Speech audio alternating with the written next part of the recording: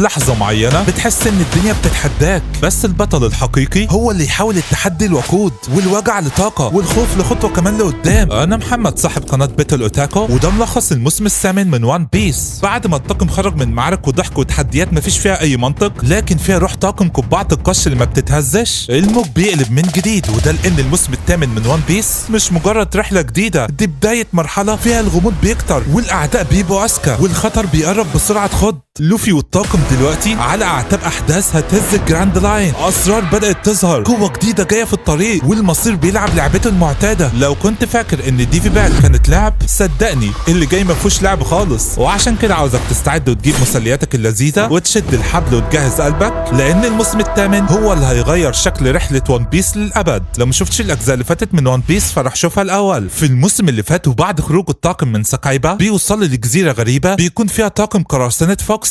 القرصان الماكر اللي عنده قدرة يطلع شعاع بيبطئ اي حاجة حرفيا، وبيعرض على لوفي انهم يدخلوا في لعبة القراصنة الاسطورية ديفي باك فايت. والمسابقة بيبقى فيها العاب غريبة وجنان وضحك، بس في نفس الوقت فيها مخاطرة كبيرة لان الفائز بياخد فرد من طاقم الخاسر. وفي الاول الطاقم بيخسر كذا عضو بسبب خداع فوكسي، لكن كالعادة لوفي بيقلب الترابيزة. واخر معركة كانت بين لوفي وفوكسي في حلبة كوميدية لكن خطرة، ولوفي بيقدر ينتصر وبيسترجع الطاقم بالكامل. وفي نهاية الموسم بيقابلوا احد الادميرالات واللي هو الادميرال اوكيجي، وظهوره بيغير المزاج 180 درجة، حرفيا قوته مجنونة. وبعد كده الطاقم بيكمل في رحلته، ولوفي بيكون بيطارد الضفدع عشان عاوز يطبخه وياكله، ولكن هو بيعمل كده بيخبط في جزيرة فيها منارة، وفي نفس الوقت بيسمعوا صوت قطر بيعدي، وشكل كده ميري الذهبية تتدمر. فيا ترى ايه اللي هيحصل بعد كده؟ وهل فعلا هي دي النهاية ولا ايه اللي هيحصل بالظبط؟ تعالوا بينا نكمل باقي الحكاية. وساعتها نامي بتقول لهم بسرعة دوروا السفينة وبعدوا من قدامه، وهو ده اللي بيحصل. وفي اخر لحظة بسرعة البرق بعدوا من قدام القطر قبل ما سفينتهم تتدمر، وبيكونوا مستغربين ازاي في قطر ماشي في البحر. اما بالنسبة للضفدع فكان واقف قدام القطر والقطر بيخبطوا وبيطيروا، وطبعا لوفي بيكون قلقان على الضفدع لان كان عاوز ياكله. المهم الطاقم بيرسوا في المرسى اللي جنب المنارة، وبيلاقي هناك بنت صغيرة اسمها تشيمني والجدة بتاعتها واللي اسمها كوكورو. ونامي بتسألهم هو ازاي في قطر ماشي في البحر. تشيمني بتقول لها ده المكان الوحيد اللي في العالم اللي هتشوف فيه حاجة زي كده، القطر ده بيتحرك بقوة البخار وبينقل المسافرين من جزيرة للتانية، والقضبان بتاعته بتكون موجودة تحت المية. لوفي بيقول لها بس انا زعلان على الضفدع اللي القطر خبطه. تشيمني بتقول له مين قال لك اللي القطر خبطه صدفة؟ بص يا سيدي الضفدع ده اسمه يكوزنا ومش هيموت من حاجة زي كده، اصلا الضفدع ده عامل مشاكل كبيرة جدا في محطة القطار، وده لانه بيحب يختبر قوته ضد القطر بتاع البحر وبيقف قدامه كل يوم، وده اللي خلى لوفي يعجب بالشجاعة بتاعته وقرر ان مش هياكله. المهم العجوزة كوكورو بتقول لهم هو انتوا رايحين فين؟ فنامي بتقول لها احنا بنتبع البوصلة وهي متجهة لمكان ما في الشرق. فكوكورو بتقول لهم يعني معنى كده اللي انتوا رايحين جزيرة ووتر 7، والمدينة دي بيقول عليها مدينة الماء، ومشهورة انها اشهر مدينة بتبني وبتصلح سفن، وده لان فيها اشهر نجارين في العالم كله. وده اللي خلى لوفي يفرح جدا ويقول خلاص احنا نمشي تبع البوصلة ونروح ووتر 7 ونجيب نجار ونضمه للطاقم بتاعنا، وفي نفس الوقت نصلح ميري الذهبية. وساعتها العجوزة كوكورو بتديهم خريطة لمدينة ووتر 7 بحيث يبقى سهل التنقل فيها، وفي نفس الوقت بتقول لهم الخريطة دي فيها جواب، الجواب ده ادوه لواحد اسمه ايسبرج وهو ده اللي هيصلح السفينة بتاعتكم لما تدوا له الجواب. وساعتها الطاقم بيستعد عشان يمشي، وتشيمني بتقول لهم احنا قريب هنيجي ووتر 7 يعني ممكن نقابلكم تاني. وساعتها بيودعوهم، لوفي بينطلق بالسفينة بتاعته باتجاه الجزيرة اللي بعد كده واللي هي ووتر 7. المهم هم في السفينة بيفتحوا الخريطة بتاعت كوكورو عشان يشوفوا ازاي هيوصلوا لايسبرج، فبيلاقوا انهم مش هيفهموا منها اي حاجة. ولوفي بيقول لهم انا عاوز نجار يكون طويل وقوي جدا بحيث نضمه للطاقم بتاعنا. وساعتها سانجي بيقول احنا فعلا لازم نصلح ميري الذهبية في اسرع وقت من ساعة لما دخلنا الخط العظيم وهي اتضررت بشكل جامد جدا. وبعد شوية بيقدروا يشوفوا مدينة ووتر 7 من بعيد، وبيقربوا ليها وبيكونوا مندهشين من منظرها الرائع، حرفيا المياه فيها بتجري في كل حتة. وبيبص على المدينة حرفيا بيلاقوا مفيش فيها اي طريق للمشي، كلها مية، عشان كده لقبت بمدينة الماء. ولما دخلوا المدينة اتلاقوا البيوت كلها مبنية في المية، ولكنهم في الاخر بيقرروا يركنوا السفينة بتاعتهم بعيد عن المدينة عشان المارينز مش تشوفها. ولكن لما زورو جاي يقفل الشراع السفينة اتكسرت، وبيكونوا مش مصدقين قد ايه ميري الذهبية حالتها صعبة، فعلا لازم يصلحوها في اقرب وقت. وبعد كده كلهم بيكونوا مستغربين هما ليه لما دخلوا المدينة ما كانش حد خاف منهم مع انهم قراصنة، فبيقول اكيد المدينة دي فيها ناس اقوياء جدا من المارينز، فعشان كده الشعب مش خايف من القراصنة. وبعد كده نامي بتقول لهم خليني اقول لكم على التعليمات، احنا اول حاجة لازم نلاقي الراجل اللي اسمه ايسبرج اللي كوكورو قالت لنا عليه، وبعد كده لازم نبيع الذهب اللي معانا عشان نقدر ندفع فلوس تصليح السفينة. وساعتها بيسيبوا سانجي وزورو وروبن وتشوبر في السفينة وبيروحوا عشان يلاقوا النجار ويبيعوا الذهب. ولكن لوفي ونامي يوسف قبل ما يدخلوا المدينه بيدخلوا محل عشان يستاجروا منه القارب اللي هيمشوا بيه في المدينه. وساعتها صاحب المتجر بيقول لهم انتوا محتاجين قاربين بما ان انتوا عددكم 3. وساعتها بيقول لهم ان القوارب هنا مختلفه عن اي قارب تاني. القوارب دي لازم حيوان صغير اسمه ثور هو اللي يسبح بيها، وده نوع من السمك بيسبح وراسه فوق الميه، وكل الناس بتستعمله في جزيره ووتر 7. وساعتها لوفي واللي معاه بيختاروا 2 ثور عشان يشدوا القوارب بتاعتهم. وقبل ما بيمشوا صاحب المحل بيديهم خريطه عشان يقدروا يلاقوا المكان اللي بيتم اصلاح فيه السفن، وبينطلقوا عشان يدوروا على نجار. ولوفي كان فرحان جدا انه راكب على السمكه اللي شبه الحصان دي. وساعتها السمكه اللي هم راكبين عليها بتاخدهم من طريق مختصر عكس التيار بتاع المياه. وطبعا لوفي كان طاير من الفرحه لانها كانت ماشيه بسرعه جدا، حاجه كده عامله زي ووتر بارك بالظبط يا اصدقائي. المهم في النهايه بيوصلوا للسوق،